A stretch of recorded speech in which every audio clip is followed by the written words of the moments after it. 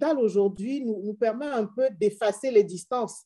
La preuve, je vous parle de Lomé, vous êtes, me semble-t-il, au Sénégal ou en Guinée. En tout cas, par la magie du digital et du numérique, nous pouvons comme ça nous inclure les unes les autres dans une boucle conversationnelle très agréable et qui, en quelque sorte, entre griffes, efface un peu les kilomètres. Je crois aussi que ce sont des canaux d'interaction simplifiés. Très rapidement, là, en quelques minutes, on vient de commencer à parler d'un sujet qui nous tient à cœur. Si nous ne faisions pas cela de façon habituelle, nous nous en servons pour relayer nos actions en tant qu'acteurs politiques. Tiens, j'ai eu telle réunion ici, voilà, je suis allée sur tel marché, j'ai rencontré les associations de temps, etc. Voilà, et je crois que de plus en plus à l'heure actuelle, parce que notre société est de plus en plus jeune et que nos jeunes sont tous connectés la tête dans les écrans. Si nous souhaitons que certains de nos messages finissent par leur passer, il faut emprunter les canaux par lesquels ils s'informent et se renseignent.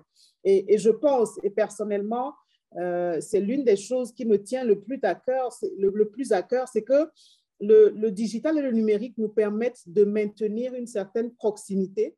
Ça nous permet aussi, parce qu'effectivement, la domination des femmes qui est réelle, ça peut être fait par les hommes, mais on voit aussi que le plafond de verre, des fois, ça vient même des femmes parce qu'on intériorise cette domination et que le digital nous permet de dépasser cette domination intériorisée par tout ce qui est cette vague de cyberféminisme.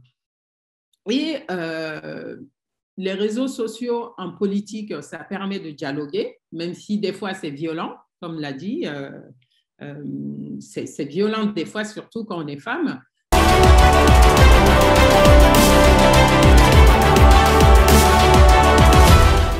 Comment s'imposer? Tout d'abord, moi, je tiens à vous dire qu'il faut couper court avec la femme et le sexisme. Parce que même en politique, ils veulent utiliser la femme comme un être humain qui a des capacités sexuelles. Il faut vraiment, pour une femme politique, éviter tout ça. Il faut faire tout pour donner une image que je suis un être humain qui ne doit pas être exploité dans ce sens-là. Parce qu'il y a beaucoup des essais qui se fassent par des hommes pour aller avec la femme dans ces côtés-là. Et ça, c'est grave. Toute femme qui entre en politique avec ses capacités féminines, elle n'arrivera pas très loin. Donc, elle doit imposer les respects et elle doit couper avec cette image. Qui sont là et qui, en tant qu'intervenantes ou qui nous écoutent, nous sommes femmes deux fois. Femmes deux fois D-O-F-O-I et deux fois D-E-U-X-F-O-I-S. Nous sommes pluridisciplinaires. Donc maintenant, c'est de trouver notre équilibre de vie parce que c'est sur le plan personnel que ça va rejaillir sur le plan extérieur et que ça va rejaillir aussi au sein de votre famille. Parce que être engagé en politique, comme je l'ai dit, ça impacte chez soi. Donc, c'est des discussions entre individus, c'est de savoir sa position. Et il y a aussi une règle dans la partisanerie, c'est je ne sais rien, je ne vois rien, j'entends rien. Vous adoptez cette règle, vous avez une longue vie. Ça, c'est sûr et certain. C'est de savoir que parfois, vous pouvez avoir des divergences, mais il faut les garder en soi ou il faut se les dire en famille. Et que même demain, si vous changez de position, si vous changez d'orientation, il ne faut pas cracher dans la soupe parce que le monde est un cercle et ça revient toujours à la source. Il y a une mer, il y a des fleuves, il y a des affluents et tôt ou tard, ça revient à l'origine.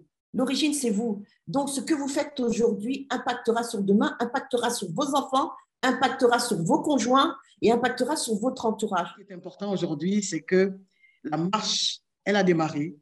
Il n'y a pas de retour. Les femmes politiques ont leur place. Elles vont davantage prendre de la place. Elles sont convaincues qu'elles doivent être en réseau. Vous êtes en train de construire ce qui va être l'avenir de la femme politique grâce à nos prédécesseurs qui ont réussi à faire ce qu'elles pouvaient. Comme l'a dit Honorable Djamila tout à l'heure, les générations à venir dépendront de nos actes que nous poserons aujourd'hui. Et moi, je suis convaincue que ce qui est en train d'être vécu maintenant augure des lendemains très meilleurs, mais il faut beaucoup d'audace, beaucoup de résilience et bien entendu qu'on soit capable de nous aimer, de nous apprécier, de nous valoriser comme vous êtes en train de le faire au quotidien.